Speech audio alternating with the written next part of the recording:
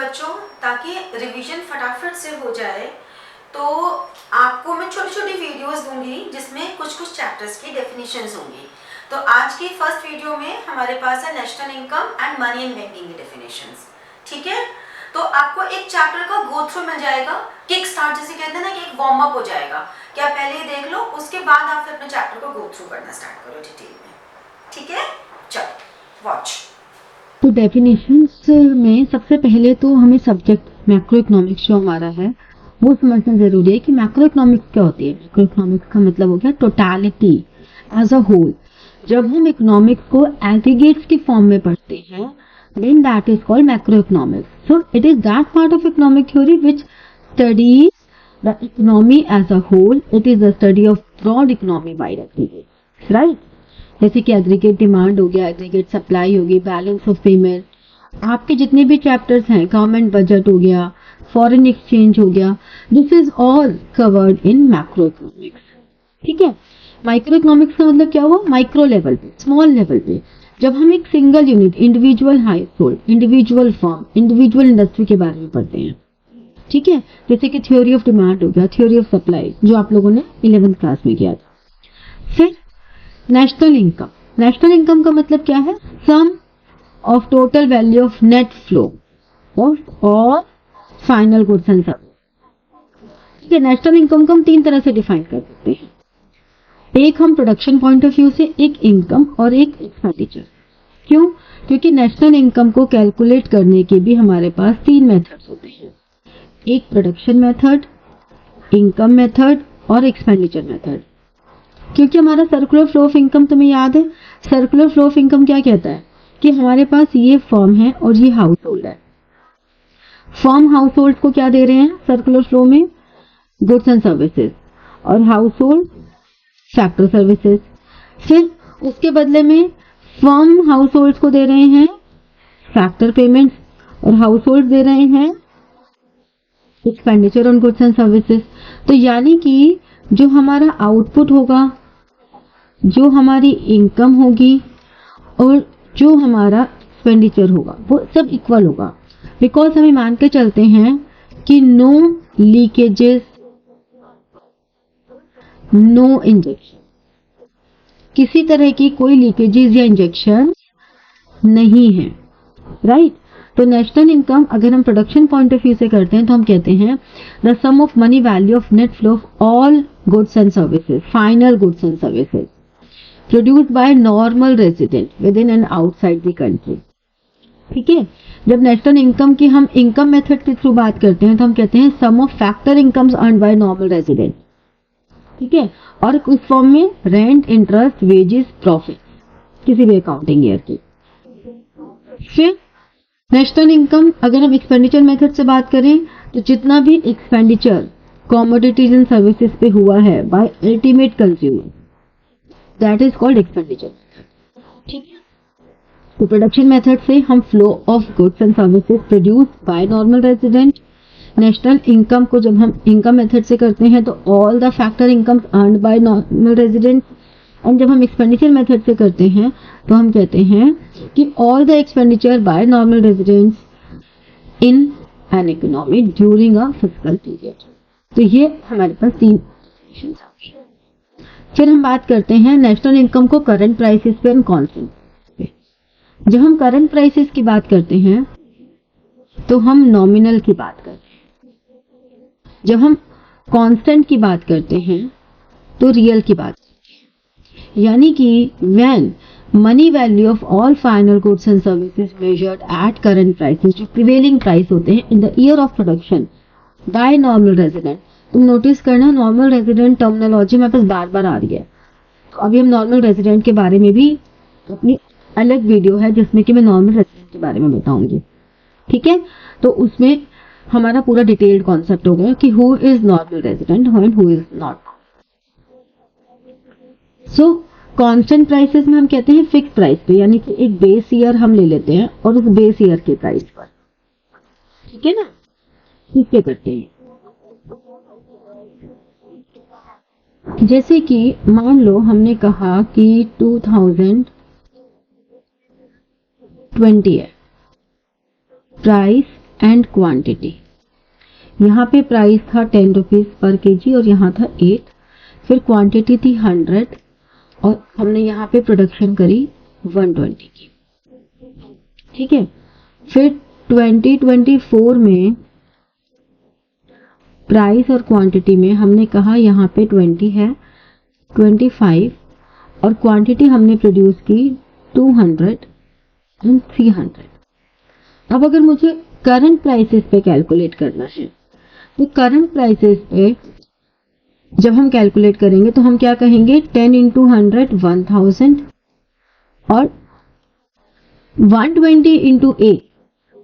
ठीक है, तो ये आ जाएगा तुम्हारा 96। ठीक है, यहाँ पे हम कहेंगे 4000 और यहाँ पे हम कहेंगे 7500। ये सब हमारा करंट प्राइसेस पे आ रहा है।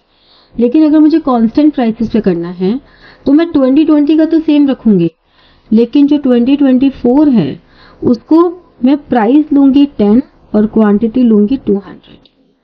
प्राइस लिया 8 और क्वांटिटी ली 300, मतलब क्वांटिटी करंट ईयर की ली और प्राइस बेस ईयर का लिया।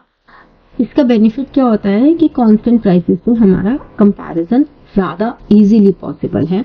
जब हम कांस्टेंट प्राइसेस पे बात करते हैं तो कांस्टेंट प्राइसेस पे हम कंपैरेटिव स्टडी कर सकते हैं, ये इसका बेनिफिट है। This is always the real indicator.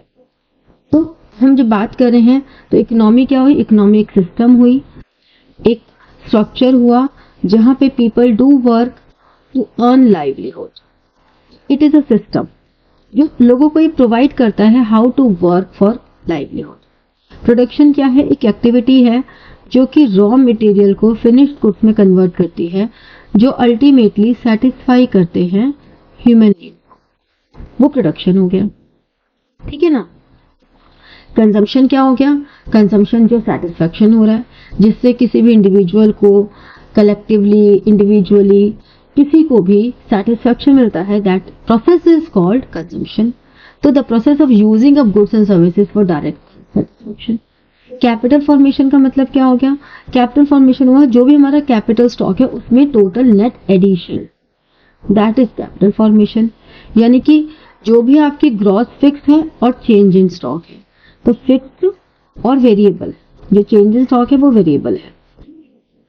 तो यानी कि अगर किसी भी इकोनॉमी में मान लो फ्लाईओवर्स का कंस्ट्रक्शन हो रहा है तो वो ग्रॉस फिक्स कैपिटल फॉर्मेशन है। लेकिन अगर हम फूड का बफर स्टॉक मैनेज कर रहे हैं तो वो चेंज इन स्टॉक है। ठीक है, अब आ जाते हैं फाइनल गुड्स। फाइनल गुड्स क्या हुए, ये जिससे आपको कंजम्पशन हो रही है ना, ये फाइनल गुड्स होते हैं। कंजम्पशन आप क्या करते हो, फाइनल गुड्स को करते हो।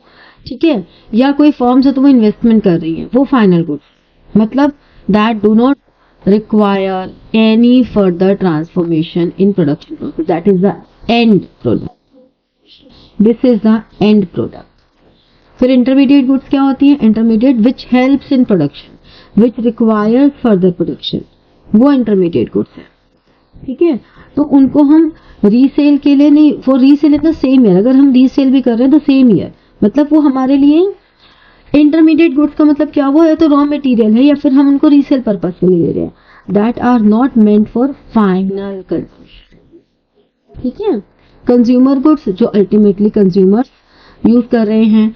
कंज्यूमर गुड्स हमारी ड्यूरेबल गुड्स भी हो सकती हैं, नॉन ड्यूरेबल भी हो सकती हैं, जैसे कि वॉशिंग मशीन है, रेफ्रिजरेटर है, वो कैपिटल गुड्स हैं, वो ड्यूरेबल गुड्स हैं। लेकिन कपड़े हो गए, खाना हो गया, ये हमारी कंज्यूमर गुड्स हैं एंड फाइनल गुड्स हैं। ठीक है, तो कंज्यूमर गुड्स आपके लिए कैपिटल गुड्स भी हो सकती हैं और कंज्यूमर गुड्स आपके लिए वो गुड्स भी हो सकती है जो पेरिशेबल हो, जिन्हें आप इमीडिएटली सेटिस्फाई करते हैं, वो भी कंज्यूमर गुड्स है। ठीक है,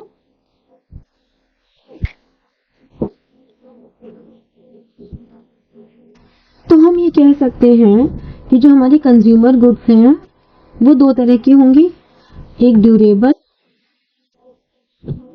एक नॉन ड्यूरेबल। ठीक है, हमने अभी जो प्रोड्यूसर गुड्स पढ़ी तो हमने कहा कि जितने भी प्रोड्यूसर गुड्स है वो प्रोडक्शन प्रोसेस में काम आ रही है और जो कैपिटल गुड्स है वो लॉन्ग टर्म पर्पस के लिए। तो अब हम क्या कह सकते हैं कि all capital goods are producer goods.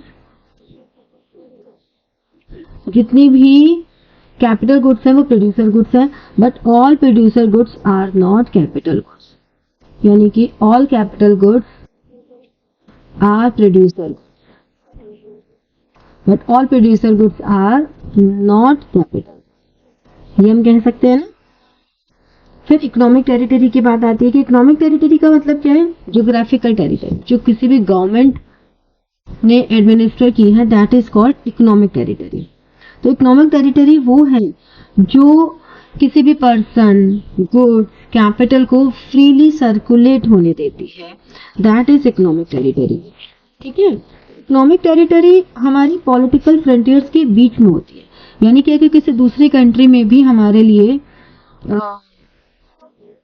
हमारी एम्बेसीज हैं तो उसे हम कहते हैं इकोनॉमिक टेरिटरी। नॉर्मल रेजिडेंट क्या है? नॉर्मल रेजिडेंट में हम ये कहते हैं कि नॉर्मल रेजिडेंट का मतलब हो गया कोई भी पर्सन या इंस्टीट्यूशन जो कि एक कंट्री में 1 साल से ज्यादा के लिए हो, या जिनका इकोनॉमिक इंटरेस्ट उस कंट्री में लाई करते हैं, वो नॉर्मल रेजिडेंट है।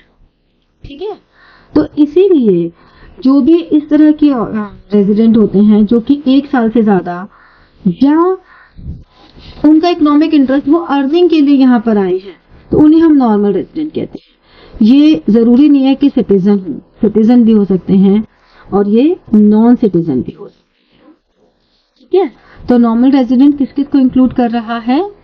सिटीजन्स, नॉन सिटीजन्स, या पर्सन, इंस्टीट्यूशन, यानी कि हमारा पूरा कंसंट्रेशन किस पे है? जो कि इकोनॉमिक इंटरेस्ट। ठीक है, देन इन्वेस्टमेंट। इन्वेस्टमेंट हमारा एडिशन इन कैपिटल गुड्स, तो ये कैपिटल गुड्स है। देखो, हमने जब अभी डोमेस्टिक कैपिटल फॉर्मेशन ऊपर किया था तो हमने कहा उसमें कैपिटल गुड्स और चेंज इन स्टॉक दोनों आते हैं, जबकि इन्वेस्टमेंट में हमारा सिर्फ कैपिटल गुड्स की बात करते हैं। कैपिटल गुड्स में अगर किसी भी तरह का एडिशन हुआ है तो वो इन्वेस्टमेंट है। और इसी इन्वेस्टमेंट को जब हम डेप्रिसिएशन के साथ बात करते हैं तो वो ग्रॉस इन्वेस्टमेंट है। और डेप्रिसिएशन क्या है? डेप्रिसिएशन का मतलब क्या हुआ कि consumption of fixed capital by the passage of time, flux of time, normal wear and tear, जो हमारी loss in the value of fixed assets होते हैं, दैट इज कॉल्ड डेप्रिसिएशन। तो जब ग्रॉस इन्वेस्टमेंट्स में से डेप्रिसिएशन माइनस कर देते हैं, then we get net investment. ठीक है, फिर हमारे पास फ्लो एंड स्टॉक आता है। फ्लो का मतलब हो गया over a period of time, यानी कि यहां से लेके यहां तक, ये हमारा फ्लो है over a period of time. ध्यान रखना ये कीवर्ड इंपॉर्टेंट है। स्टॉक है at a point of time, इसी पॉइंट पर हम जो बात कर रहे हैं, ये जो है ना, ये हमारा स्टॉक है, ये हमारा स्टॉक। लेकिन इसके बीच में जो ये चीजें आ रही हैं, ये हमारे लिए फ्लो। तो फ्लो का मतलब जैसे नेशनल इनकम हो गई, ग्रोथ इन पॉपुलेशन हो गई, लेकिन population at a particular point of time इतनी है हमारी, दैट इज अ स्टॉक। ठीक है, वाटर इन अ टैंक बहुत एग्जांपल है। Water in a tank is a stock, and जो आपका टैप में से आ रहा है water, that is a flow, नल में से जो पानी आ रहा है। ठीक है ना। इकोनॉमिक ग्रोथ क्या है? इकोनॉमिक ग्रोथ है process of sustained increase in countries real income. ठीक है, जो भी रियल इनकम है उसमें जितना भी इंक्रीज हो रहा है, that is called economic growth. अब पर कैपिटा इनकम क्या होती है? पर कैपिटा इनकम का मतलब हो गया कि जो भी एवरेज नेशनल इनकम है, मतलब टोटल इनकम जो हमारी है, total income divided by population, that is per capita income. और वही रियल की जब हम बात करते हैं तो हम इसको कांस्टेंट प्राइसेस पे जब कैलकुलेट कर रहे हैं तो उसे हम कहते हैं real per capita income. GDP का मतलब क्या हुआ? ग्रॉस डोमेस्टिक प्रोडक्ट, मतलब during a fiscal year how much value of goods and services produced in that economy, that is called GDP. ठीक है, फिर इनपुट आते हैं। इनपुट दो तरह के, एक है प्राइमरी, एक है सेकेंडरी। प्राइमरी का मतलब कि डायरेक्टली हमें सर्विसेज को, प्रोडक्शन को हेल्प कर, और सेकेंडरी जैसे कि प्राइमरी में factor inputs which render services, land, labour. Secondary क्या हो गया? जो प्रोडक्शन प्रोसेस में हेल्प हो, यानी कि all factor inputs are conventionally called factors of production, ये सेकेंडरी हो। ठीक है, लैंड, लेबर,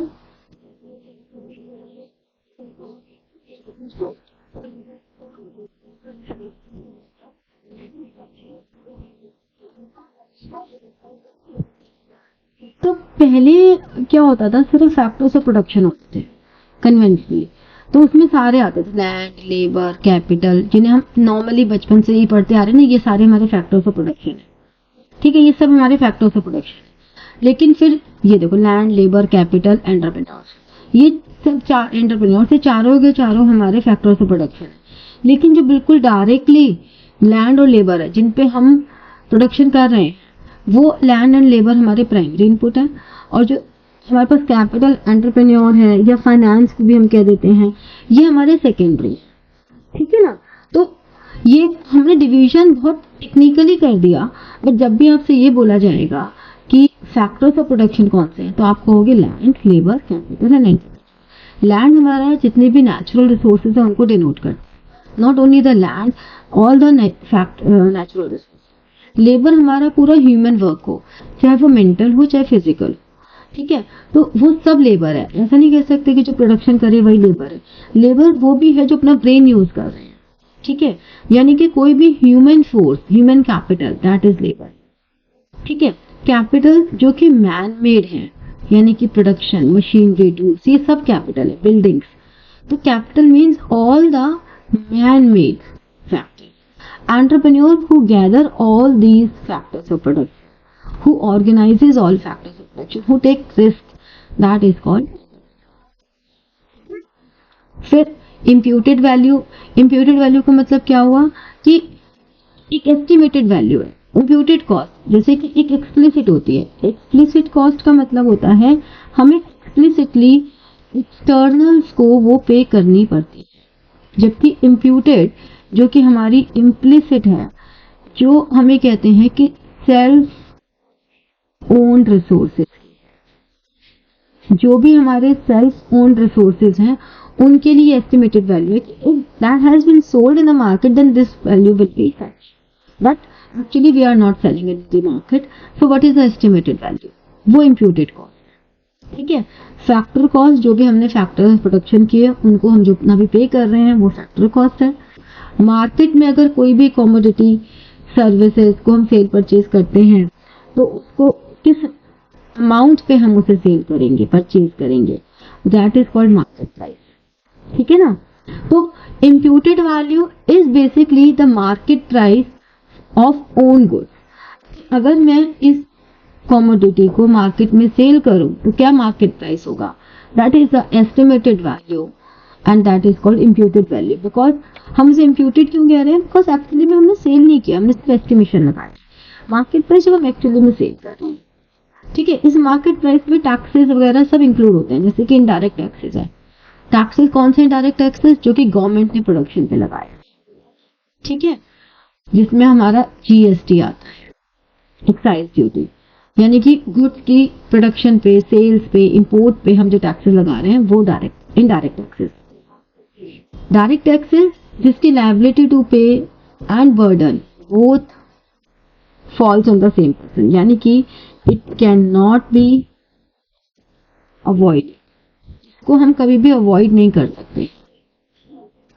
क्यों नहीं कर सकते, बिकॉज इसका इम्पैक्ट एंड इंसिडेंस दोनों ही हमारा सेम पर्सन पे आता है, जबकि इसका impact and incidence on different person and it can be avoided. कई चीजें ऐसी हैं जिनका जीएसटी हमें नहीं पे करना होता, फिर भी हम उसे पे करते हैं। ठीक है, सब्सिडीज जो भी गवर्नमेंट दे रही है फॉर प्रमोशनल थिंग्स, या तो हम कोई प्रोडक्शन को इनकरेज करना चाहते हैं या प्रमोट करना चाहते हैं एक्सपोर्ट को, तो गवर्नमेंट देती है। तो हम क्या करते हैं, जो भी हमारा इनडायरेक्ट टैक्स होते हैं और सब्सिडीज होती है, इसे माइनस करके हमारा एनआईटी, नेट इनडायरेक्ट टैक्सेस आ जाते हैं। वैल्यू ऑफ आउटपुट, जितनी भी हमने सेल्स की और जितना भी चेंज इन स्टॉक हुआ, that combinedly called value of output. ठीक है, market value of all goods and services produced. Value added, जो भी हमने एडिशन किया, यानी कि value added is value of output minus intermediate cost, that is value added. ठीक है, फैक्टर इनकम और ट्रांसफर इनकम में क्या डिफरेंस है, जो भी हम रेंट, इंटरेस्ट, वेजेस, इसमें प्रॉफिट भी ऐड कर लो, ये हमारे लिए फैक्टर इनकम है, which is paid in return for rendering services, जबकि ट्रांसफर इनकम क्या है, for which no factor services. No factor service are provided. ठीक है, तो जो फैक्टर सर्विसेज प्रोवाइड की उसके बदले में दे रहे हैं वो हमारे लिए फैक्टर इनकम है। जैसे कि लैंड के बदले में रेंट देते हैं, लेबर के बदले में वेजेस देते हैं, ठीक है, कैपिटल के बदले में इंटरेस्ट है और एंटरप्रेन्योर को प्रॉफिट है। ठीक है, जो रिस्क टेक। ठीक है, अब से ओल्ड एज पेंशन है, ओल्ड एज पेंशन हमारे लिए ट्रांसफर इनकम है, जबकि जो किसी एम्प्लॉय को रिटायरमेंट के बाद पेंशन मिल रही है ना, वो फैक्टर इनकम है, क्योंकि उसने एक सब्सटेंशियल अमाउंट ऑफ अपनी लाइफ के उस जॉब में दिए हैं, उसको तब वो पेंशन मिल रही है, तो फैक्टर इनकम है। लेकिन जो ओल्ड एज पेंशन है वो हमारे लिए ट्रांसफर इनकम। ठीक है, फिर नेशनल इनकम अकाउंटिंग क्या है कि जो भी हमारी टोटल इकोनॉमी की इनकम है उसको हम अलग अलग मेथड से जो कैलकुलेट करते हैं, that is national income accounting. Circular flow I explained earlier कि जो भी हमारे सेक्टर्स हैं हाउस होल्ड और फर्म्स के बीच में, ये हमारा सर्कुलर फ्लो। ठीक है ना, gross domestic product I explain you that all gross market value of final goods and services by all the production units in the domestic territory. तो डोमेस्टिक इनकम क्या हो गया? डोमेस्टिक इनकम हो गया sum of total factor income generated by all the production units within the domestic territory। ठीक है, private income, personal income, disposable income, ये सब अभी हम छोड़ देते हैं, ये आपके सिलेबस में नहीं है। फिर ये इंपॉर्टेंट है ग्रीन जीएनपी। ग्रीन जीएनपी है जो which helps to attain sustainable use of natural environment and equitable distribution। यानी कि हमारे जो टोटल हमारा जो जीएनपी है उसमें से जो भी हमारा डिटोरियोरेशन हुआ है किसी भी तरह का in nature for that production, उस डिटोरियोरेशन को हम माइनस करते हैं, मतलब जो भी हमारे हानि हुई है, जो भी नुकसान हुआ है उसको हम माइनस कर देते हैं, तो हमें ग्रीन जीएनपी मिलता है। एक्सटर्नलिटीज क्या होती है? एनी बेनिफिट, अगर बेनिफिट है तो वो हमारे लिए पॉजिटिव एक्सटर्नलिटी है, हार्म है तो नेगेटिव एक्सटर्नलिटी है, जो किसी भी फर्म को मिल रही है, हाउस होल्ड को मिल रही है, एंड विदाउट पेइंग एनीथिंग और पेनलाइज। ऐसा नहीं है कि हमने कुछ पे किया है या पेनलाइज हो गया। जैसे कि एक फैक्ट्री से स्मोक आ रही है तो सबके लिए हार्मफुल है ना, या आपका एक गार्डन है, वो गार्डन है तो वो गार्डन सबको ही अच्छा लग रहा है ना, पब्लिक प्लेस है वो, ठीक है ना, तो वो एक्सटर्नलिटीज होगी।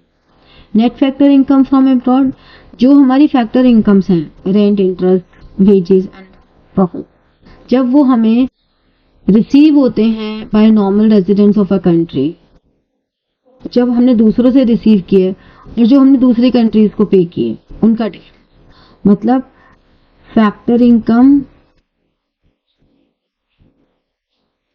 पेड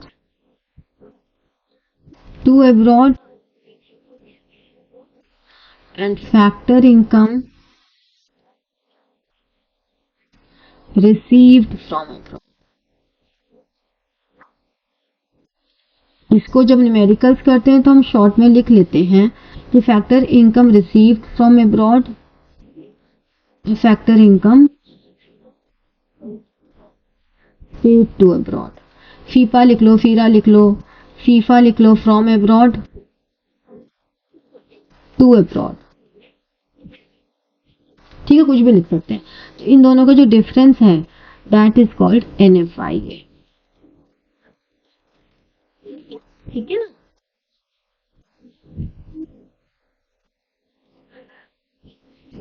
फिर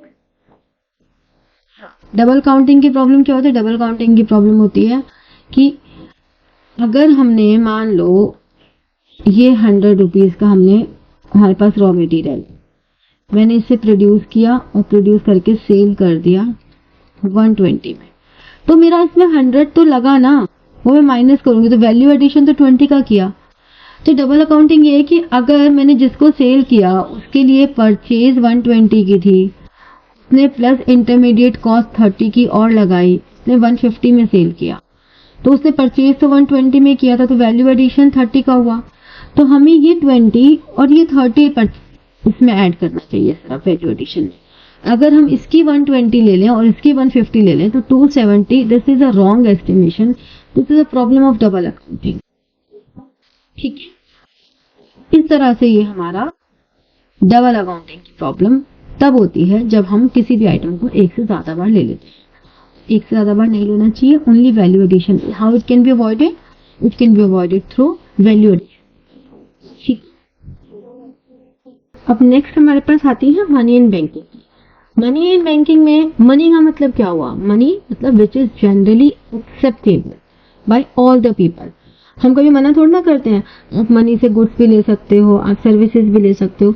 तो money is anything which acts as a medium of exchange. तो मनी की जरूरत क्यों पड़ी? पहले तो बार्टर सिस्टम होता था। बार्टर सिस्टम का मतलब क्या हुआ?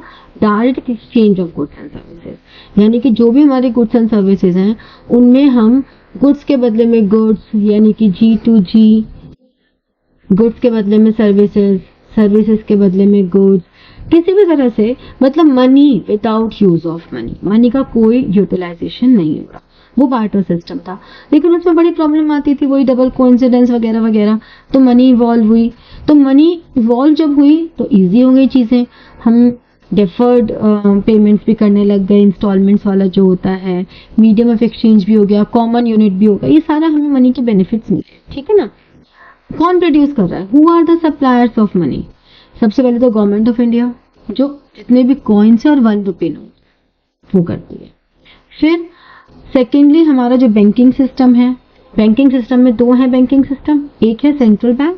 सेंट्रल बैंक कौन है? हु इश्यूज करेंसी, यानी कि ये जो ऑल कॉइन्स एंड 1 रुपए नोट के अलावा सारी करेंसी सेंट्रल बैंक करते हैं। Central bank sole monetary authority in any economy for issuing currency. और कमर्शियल बैंक्स डायरेक्ट नहीं कर रहे, बट ये लोग क्रेडिट क्रिएशन कर रहे हैं। क्रेडिट क्रिएशन के थ्रू ये लोग मनी सप्लाई कर रहे हैं। So central bank always there is a one central bank in India, but commercial bank बहुत सारे होते हैं।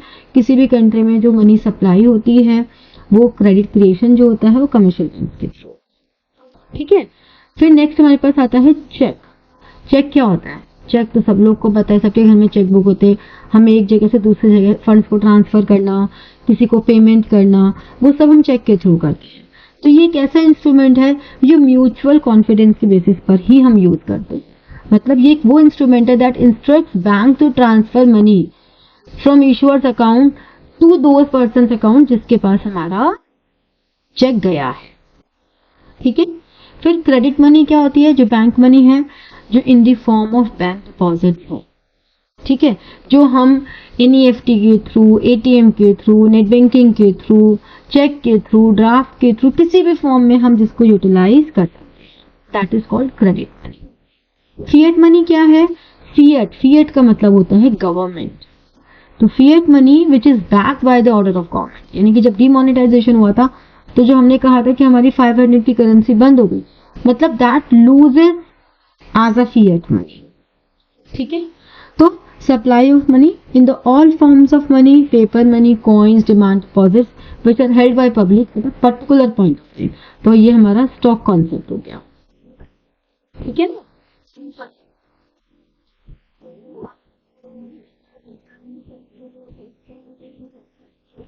स्टॉक कॉन्सेप्ट हो गया। बैंक क्या होता है? बैंक एक इंस्टीट्यूशन है which borrows and lends money, basically ये कमर्शियल बैंक। सेंट्रल बैंक तो हमारे पास सिर्फ एक ही होता है। कौन सा है? जैसे हमारे यहाँ reserve bank of India. Central bank is the apex monetary authority. Liquidity term का क्या मतलब है? लिक्विडिटी मतलब which can be converted into cash without loss of time. मतलब जो जितना ज्यादा लिक्विड होगा वो उतनी जल्दी कैश में कन्वर्ट हो जाएगा। फिर कमर्शियल बैंक वही फाइनेंशियल इंस्टीट्यूशन जो जनरल पब्लिक से लोन लेती है। जनरल पब्लिक अपने डिपॉजिट्स कमर्शियल बैंक्स में डालती है, ये कमर्शियल बैंक्स, और कमर्शियल बैंक फिर जनरल पब्लिक को ही लैंड करती है। तो इस पूरे प्रोसेस में इनसे वो इंटरेस्ट पे कर रही है, इनको वो इंटरेस्ट पे कर रही है, जबकि इनसे इंटरेस्ट रिसीव कर रही है। तो जितना वो इंटरेस्ट पे करती है वो हमेशा कम होता है, जितना वो इंटरेस्ट रिसीव करती है वो हमेशा ज्यादा होता है। तो इसका जो डिफरेंस होता है यही उनका प्रॉफिट होता है। Commercial banks are meant to profit, जबकि सेंट्रल बैंक प्रॉफिट के लिए काम नहीं करती है। फिर हमारे पास डिमांड डिपॉजिट, डिमांड के नाम से ही पता लग रहा है, व्हेन एवर वी रिक्वायर्ड, जब भी हमें जरूरत हो हम बैंक से विड्रॉ कर सकते हैं, वो डिमांड डिपॉजिट्स हैं। लेकिन जो एक पर्टिकुलर टाइम के लिए हो गए फिक्स डिपॉजिट कि 3 महीने, 6 महीने, 1 साल, 5 साल, वो हमारा टर्म डिपॉजिट हो गया। ठीक है। लायबिलिटीज क्या होती हैं? जितने भी हम लोगों ने अपना पैसा, जो ये डिपॉजिट है, ये कमर्शियल बैंक के लिए लायबिलिटीज होती हैं, because commercial bank have to pay that money whenever they want. और जो मनी उन्होंने लेंड की है वो कमर्शियल बैंक के लिए असेट्स होती है। तो इसमें बैंक के पॉइंट ऑफ व्यू से देखना कि जो हम लोग बैंक को डिपॉजिट करा रहे हैं वो हमारे लिए तो असेट है लेकिन बैंक के लिए लायबिलिटी है। लेकिन जो हम बैंक से लोन ले रहे हैं वो हमारे लिए लायबिलिटी है लेकिन बैंक के लिए असेट है। ठीक है, क्लियर हो गया। फिर लायबिलिटीज क्या होती हैं? ये तो कॉमर्स के बच्चे तो बहुत इजीली जानते हैं, बाकी नॉन कॉमर्स वालों के लिए लायबिलिटीज मतलब obligation to pay. Obligation to pay. Central bank apex monetary institution है for all the banking system. फिर हमारे पास रेपो रेट, बैंक रेट। होने को तो रेपो रेट और बैंक रेट को हम एक ही बात बोल देते हैं क्योंकि दोनों ही वो रेट हैं which is charged by central bank from commercial. But difference is that bank rate long term पर है और जो रेपो रेट है वो शॉर्ट टर्म के लिए। रेपो रेट के लिए हमें कुछ ना कुछ कोलेट्रल रखनी पड़ती है और बैंक रेट इमरजेंसी के लिए काम आते हैं। ये दोनों का मेजर डिफरेंस। तो दोनों में कॉमन पॉइंट क्या हो गया? दोनों का कॉमन पॉइंट हो गया कि दोनों ही rate charged by central bank to commercial. Reverse repo rate, जो कि जब भी कमर्शियल बैंक के पास एक्स्ट्रा मनी होती है and they park their balances, their funds with central bank, तो उनको जो इंटरेस्ट मिल रहा है, तो यानी कि this is charged by central bank and this is given by central bank to RBI, to commercial bank. तो ये सेंट्रल बैंक चार्ज कर रहे हैं कमर्शियल बैंक से, जबकि ये कमर्शियल बैंक रिसीव कर रहे हैं सेंट्रल बैंक से। ठीक है, ये डिफरेंस है। ओपन मार्केट ऑपरेशन, जो भी गवर्नमेंट सिक्योरिटीज हैं वो सेंट्रल बैंक मार्केट में सेल परचेज करते हैं, that is called open market operations. Cash reserve ratio, cash reserve ratio is the fraction और we can say the percentage. ठीक है, फ्रैक्शन या परसेंटेज लिखोगे हमेशा of bank total deposit that a commercial bank must keep with the central bank, जो उन्हें central bank के साथ रखना है, that is cash reserve ratio which they have to kept with themselves, that is called statutory liquid ratio. ठीक है। Margin requirements क्या होती हैं? जब भी हम कुछ लोन लेते हैं और किसी प्रॉपर्टी के अगेंस्ट लेते हैं तो उस प्रॉपर्टी के अगेंस्ट हमें जो लोन मिल रहा है तो कितना परसेंट, मान लो मेरे पास 10 लाख की कोई प्रॉपर्टी है, तो अगर मार्जिन रिक्वायरमेंट्स 80% है तो जो मेरा लोन अमाउंट होगा दैट वुड बी 8 लाख। ये 8 लाख। ठीक है, तो मार्जिन रिक्वायरमेंट्स, तो 20% is my margin. Moral suasion, persuade करना, जैसे होता है ना, कोई भी कमर्शियल बैंक अगर कुछ गलत काम कर रहा है तो सेंट्रल बैंक उनको देते हैं, कॉशंस देते हैं, उनको थ्रेट करते हैं या उनको वार्न करते हैं कि अगर भाई अगर आपने ये बात नहीं मानी तो हम ये एक्शन ले लेंगे, हम ये एक्शन ले लेंगे, ये एक्शन ले लेंगे। तो वो बता रहे हैं, that is called moral suasion. और जब वो डायरेक्ट एक्शन ले लेते हैं that is called direct action. फिर क्लियरिंग हाउस फंक्शन होता है। क्लियरिंग हाउस फंक्शन मतलब जो भी ट्रांजैक्शंस कमर्शियल बैंक, जैसे कि मान लो ये कोई मिस्टर ए है, इनका अकाउंट है एसबीआई में, इन्होंने चेक दिया मिस्टर बी को, इनका अकाउंट है बैंक ऑफ बड़ौदा में। इन्होंने जो एसबीआई का चेक इनको दिया तो बैंक ऑफ बड़ौदा और इनका चेक ये जाएगा क्लियरिंग हाउस में। यहाँ से वो सेग्रीगेशन होंगे, सारे चेक्स यहाँ आएंगे। ठीक है, मिस्टर बी अपने बैंक ऑफ बड़ौदा में डिपॉजिट करवाएंगे चेक, फिर bank of Baroda clearing house में भेजेगा, वहां से सेग्रीगेशन होंगे हर बैंक के चेक, जो एसबीआई का होगा वो एसबीआई के पास जाएगा, फिर एसबीआई उस पेमेंट को रिलीज करेगा ठीक है। तो इस तरह से क्लियरिंग हाउस फंक्शन यानी कि एक मीडिएशन करता है कमर्शियल बैंक के लिए सेंट्रल। ठीक है। तो आई होप आप लोगों को ये सारी डेफिनेशंस क्लियर हो गई होंगी। बाकी वैसे पूरे सिलेबस की one shots detail videos already playlist में हैं डली हुई, तो आप लोग वो देख सकते हो। फर्दर डेफिनेशंस की वीडियोस भी मैं फटाफट से अपलोड कर दूंगी। In during all the preparation, if you have any doubt in any topic or questions, आप लोग कमेंट सेक्शन में डाल सकते हो, मेल कर सकते हो। Fine, so all the best. बढ़िया से जम के बहुत सारी पढ़ाई करनी है, ठीक है? Good luck. So like, share and subscribe the channel.